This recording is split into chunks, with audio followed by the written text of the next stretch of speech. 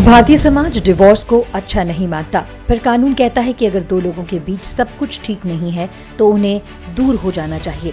लेकिन सोसाइटी के परसेप्शन की वजह से भारतीय महिलाओं को काफी प्रॉब्लम फेस करनी पड़ती है। वैसे तो कई देशों में तलाक के लिए ये साबित करना होता है कि उनके पार्टनर ने उन्हें धोखा दिया है, पर तलाक का एक ऐसा भी तरीका है जिसमें कोई भी एक चाहे तो तलाक ले सकता है।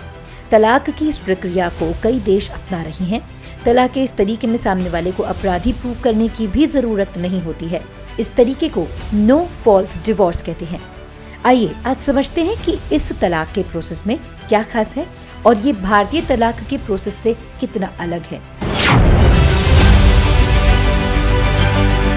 दुनिया भर में तलाक के मामले तेजी से बढ़ रहे हैं और एक रिपोर्ट कहती है कि अमेरिका में हर साल लगभग 40 से 50 लाख शादियां होती हैं, जिसमें करीब 50% रिश्ते तलाक की भेंट चढ़ जाते हैं। वैसे तो ज्यादातर देशों में तलाक की प्रक्रिया काफी लंबी है और ये फॉल्ट थ्योरी पर बेस्ड है, पर अब कई देश नो फॉल्ट डिवोर्स को अपना रहे हैं। इस तलाक के प्रोसेस की सबसे खास बात है कि इसमें आप अपने पार्टनर में कोई कमी बताए बगैर ही अलग हो सकते हैं। कपल को अलग होने के लिए बहुत ज्यादा कानूनी दावपेच में भी नहीं जाना पड़ता। ज्यादातर तलाक देने वाले कपल तलाक देने से पहले तलाक की वजह बताते हैं, लेकिन नो फॉल्ट डिवोर्स में ऐसा नहीं होता। इस तरह के तलाक में सबूत की भी कोई जरूरत नहीं होती। तलाक के भारतीय प्रोसेस की बात करें तो भारत में तलाक दो तरीकों से लिया जाता है। पहला हस्बैंड और वाइफ की आपसी सहमति से और दूसरे तरीके में सिर्फ एक ही तलाक लेना चाहता है। पर तलाक की बात आते ही गुजारा भत्ता और चाइल्ड कस्टडी की बात आती है। गुजारे भत्ते की लिमिट फिक्स नहीं होती, इसको पति पत्नी बैठकर तय कर सकते हैं। ज्यादातर केस में हस्बैंड की आर्थिक हालत फैसले का आधार बनती है। दूसरी तरफ चाइल्ड कस्टडी तलाक में एक बहुत बड़ा पेच साबित होता है। भारत में ये कानून है कि अगर बच्चे की उम्र 7 साल से कम है तो बच्चा मां को सौंपा जाता है। वहीं अगर बच्चे की उम्र 7 साल से ज्यादा है तो उसे पिता संभाल सकता है। भारत में आपसी सहमति से तलाक लेने के लिए भी पति पत्नी को 1 साल अलग रहना होता है। इसके अलावा कोर्ट में PIL दाखिल करनी होती है। साथ ही कोर्ट अपने सामने दोनों के साइन कराती है। इसके बाद कोर्ट दोनों को रिश्ता बचाने के लिए 6 महीने का वक्त देती है। इसके अलावा शारीरिक मेंटल अब्यूज, धोखा देना, पार्टनर की दिमागी हालत ठीक न होना और नपुंसकता जैसी गंभीर मामले में ही तलाक की एप्लीकेशन दाखिल की जा सकती है और इसके बाद पार्टनर को ये सब साबित भी करना होता है। फिलहाल भारत में तलाक की प्रक्रिया काफी लंबी है और तलाक के लिए किसी ठोस आधार का होना सबसे ज्यादा जरूरी है। पर नो फॉल्ट डिवोर्स के आ जाने के बाद पति पत्नी को तलाक लेने के लिए किसी आधार की जरूरत नहीं पड़ेगी। हालांकि अभी भारत में इस कानूनी प्रक्रिया पर कोई ठोस कदम नहीं उठाया गया है।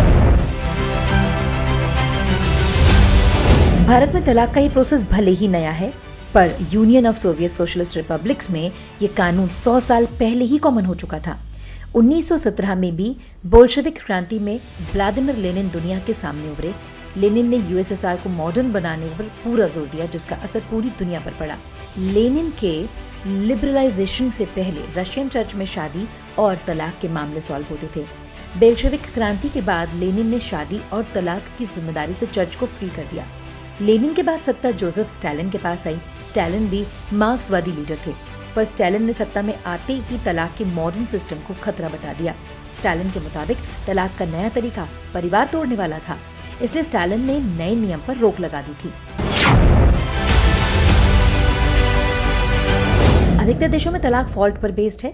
कपल को वजह भी बतानी पड़ती है। भारत जैसे देश में तो तलाक की लंबी प्रक्रिया है, लेकिन यूरोप के कई देश जैसे यूनाइटेड किंगडम, अमेरिका के ज्यादातर राज्य, माल्टा, स्वीडन, स्पेन, मैक्सिको में भी नो फॉल्ट डिवोर्स को कानूनी रंग दे दिया गया है। इसके अलावा चाइना में भी नो फॉल्ट डिवोर्स को अपनाया जा चुका है। 2010 में अमेरिका के सभी राज्यों में इस कानून को लागू कर दिया गया था, पर भारत जैसे कई देशों में इस कानून को अभी भी मान्यता नहीं मिली है। जानकारों की माने तो उनके मुताबिक तलाक का ये प्रोसेस औरतों के लिए अच्छा है। जहां पर ये कानून इम्प्लीमेंटेड है वहां पर डोमेस्टिक वायलेंसेस के मामले काफी कम हुए हैं। पारिवारिक तनाव से परेशान होकर जो महिलाएं सुसाइड करती हैं उनके आंकड़ों में भी सुधार देखा गया है। तंग करने वाले पुरुषों से अब महिलाएं आसानी से तलाक ले सकती हैं। कुल मिलाकर घरेलू हिंसा जैसी घटनाओं को कम करने में ये कानून कुछ हद तक सक्सेसफुल रहा है। पर दूसरी तरफ मौका परस्त पुरुषों की वजह से महिलाओं पर दोहरा बोझ भी बढ़ सकता है। कुछ सभ्य महिलाएं अकेली भी पढ़ सकती हैं। इसके अलावा इस तरह के मामले बढ़ने पर शादी का महत्व खत्म हो सकता है। बिना वजह बताए तलाक लेने के इस तरीके पर लखनऊ हाईकोर्ट की वकील अभिलाषा पांडे कहती हैं कि इस कानून से तलाक के मामले और ज्यादा बढ़ सकते हैं। वहीं एडवोकेट संतोष त्रिपाठी का मानना है कि इस कानून से लोगों की जिंदगी आसान हो जाएगी। एक इंटर कॉलेज में प्रिंसिपल रह चुके जगदीश शुक्ल कहते हैं कि तलाक से संबंधित कानून और ज्यादा सख्त होने चाहिए। नो फॉल्ट डिवोर्स जैसे कानून आने वाले दिनों में संबंधों को खराब करेंगे।